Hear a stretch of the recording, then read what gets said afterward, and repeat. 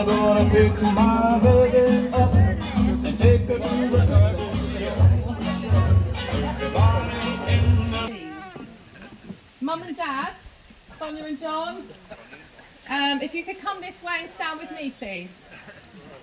Really? Yeah.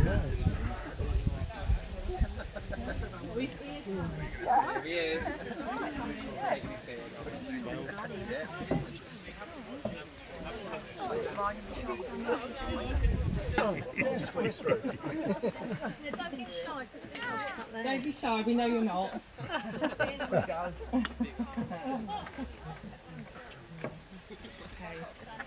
No, you can stand round a bit. Are we doing our vows? Yeah. On the 29th of August 1981 at 3 p.m. exactly, we are a little bit late, my mum Sonia arrived in a navy blue Rolls Royce accompanied by her beloved Uncle Alan at St Peter's Church in Staines, Middlesex. Inside the church stood her groom, my dad John. Beside him his best man and late brother Alan. There he awaited his bride, not too hungover, one would hope. As you'll see from the photos of the day, they were quite the handsome couple. He was, and still is, the luckiest man alive. My mother was, at the time, Staines' answer to Farrah Fawcett Majors. And I think you'll all agree she's weathered much better and is far more than just Charlie's angel. It was a blistering hot August day and they were surrounded by over 100 of their family and friends as they joined in holy matrimony. This afternoon, unbeknown to them, but with everyone else very much aware of what I'm up to, for those of you that haven't already put on your headwear, you may do so now. They will be renewing their vows, exactly 40 years to the hour that they first said them. Could I ask for the flower girl to please step forward? She has something for Nanny.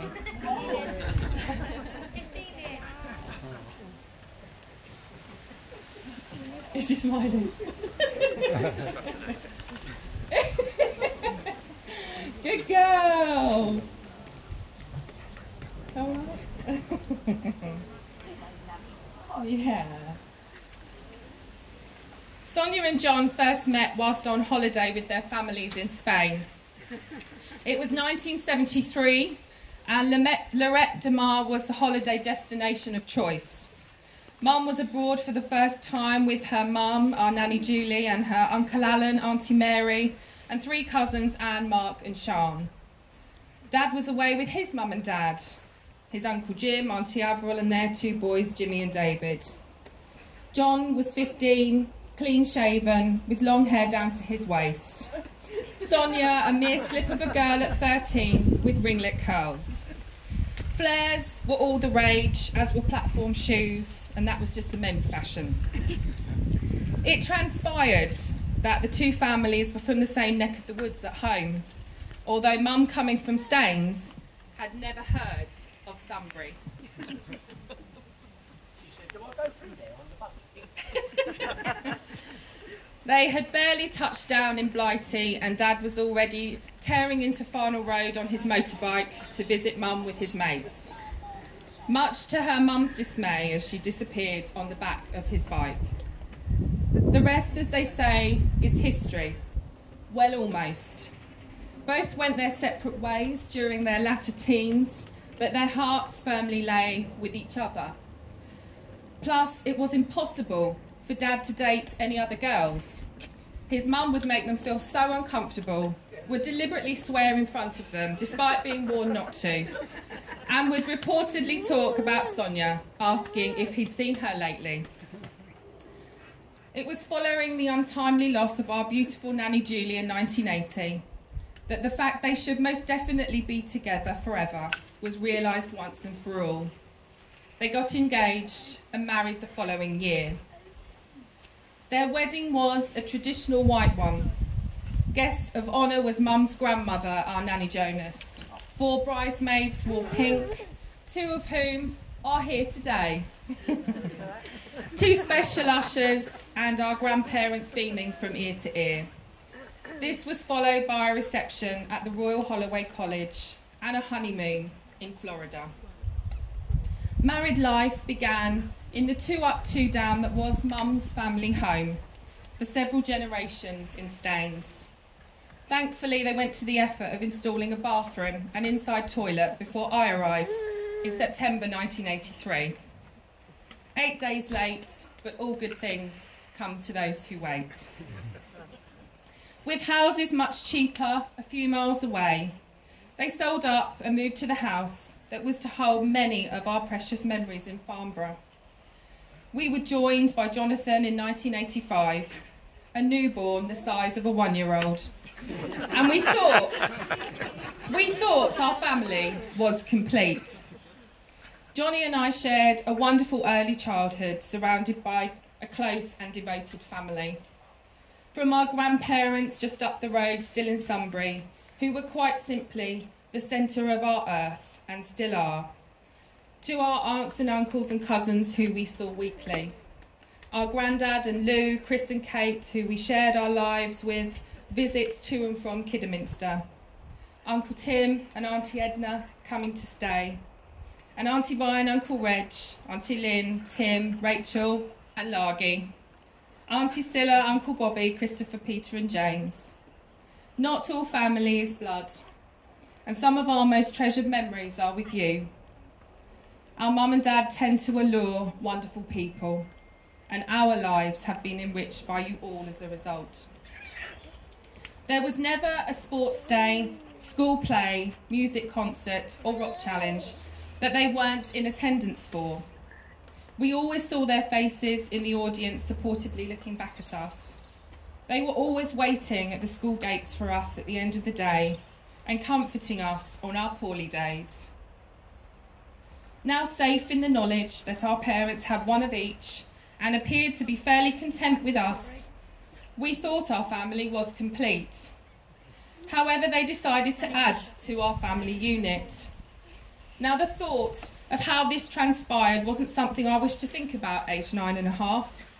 By this time, the gooseberry bush and the stalk was no longer a sufficient explanation. Suffice to say that Charles, our Charlie, inconveniently arrived the day before my 10th birthday in 1993. For the last 28 years, I haven't been able to get excited about my birthday until midnight the night before. Looking at this not-so-weeny blonde, blue-eyed baby boy in his Moses basket, with so much love and excitement, we could never have predicted how much he would enhance our lives with every moment of his. Johnny and I aren't completely convinced that he wasn't muddled up with someone else's baby in the hospital. Despite this, we are so very proud of everything he ever does, and we've decided that we'd like to keep him regardless. We never went without anything, not just possessions, but time and love.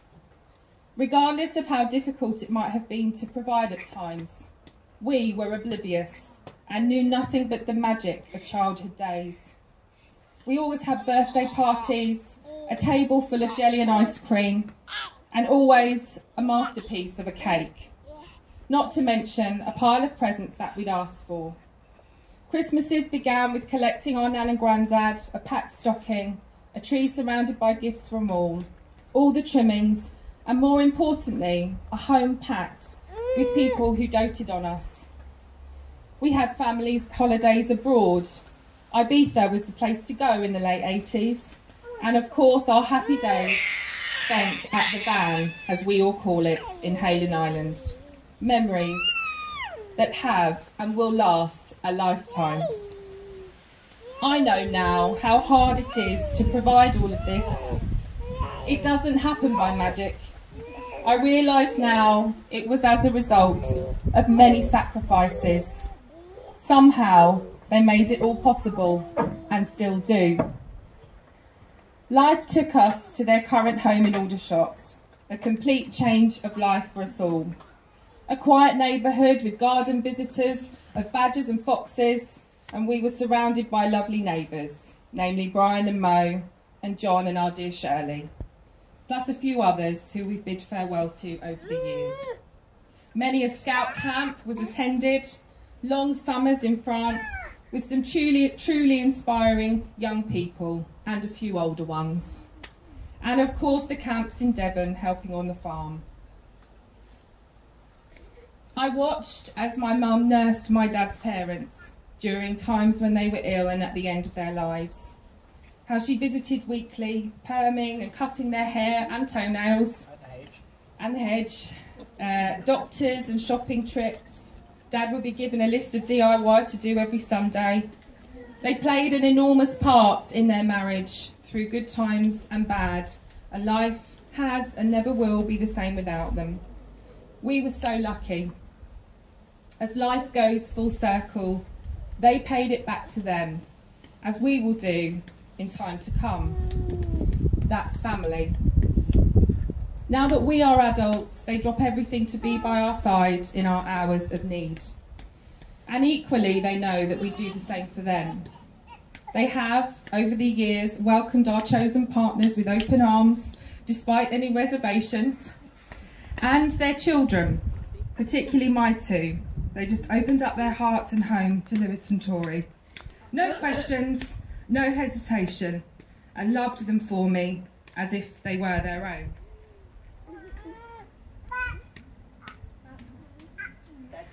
They never judge, never argue.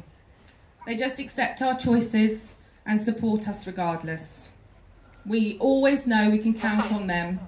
They keep our secrets, go above and beyond to help us. They're always by our side to celebrate our successes, and they're by our sides when it all falls to shit. Again, no judgment, and very rarely an I told you so. From the very second they became grandparents to Toby in 2006, I knew they'd always be there as the most loving nanny and granddad. They didn't disappoint. I knew my baby was safe with them, and I could never have imagined without them I would never have managed without them in the trying years that followed. Without their support, there would never have been a William. It simply would have been impossible. My strength and determination in life comes from them. However, the tides are turning already. For a while, it's been me telling them to tidy their rooms and behave themselves. No. Last year was unbearable. Having to stay away from our families was incomprehensible and, quite frankly, inhumane. All I can say is thank goodness for Bubbles, both the support kind and the alcoholic variety. Our 2020, however, couldn't have ended any better. We welcomed a brand new Walter, our beautiful baby Enid Nancy, who we are all smitten and completely obsessed with. Since we've all flown the nest several times, we're so happy that they have had time to enjoy each other. Months on end in La Manga for a good few years now with firm friends, and fulfilling Mum's 60th birthday dream of visiting India. We hope that this is just the start of the next chapter for them, with many happy times yet to come. So now we approach the time where once again vows will be exchanged, cementing the next 40 years.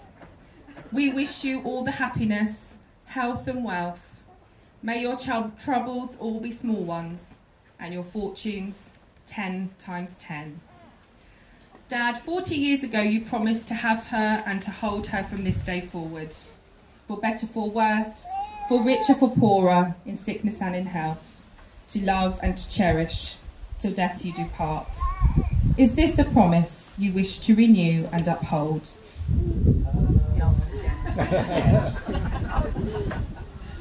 Mum, is this a promise you wish to renew and uphold? Yes.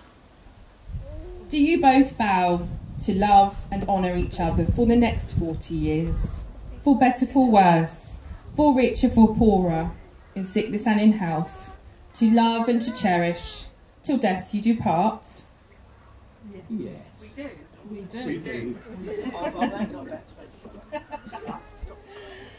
An anniversary is a special day, a marriage, a joining of souls, two people growing together and sharing all of life's goals.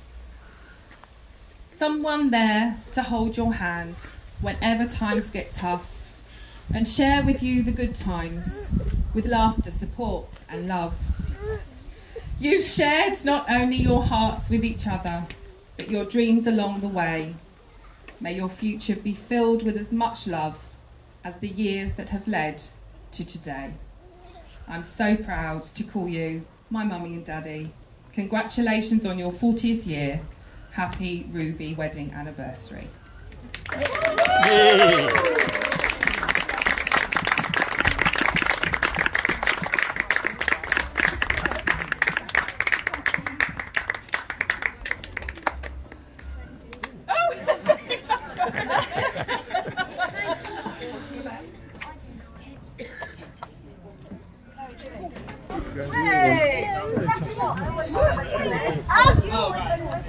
I do! Come on everybody, make some noise for John and Sonia!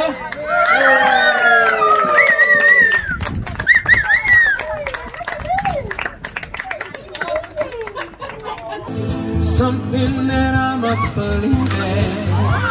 It's there when I call out your name. Come on, I want to hear you.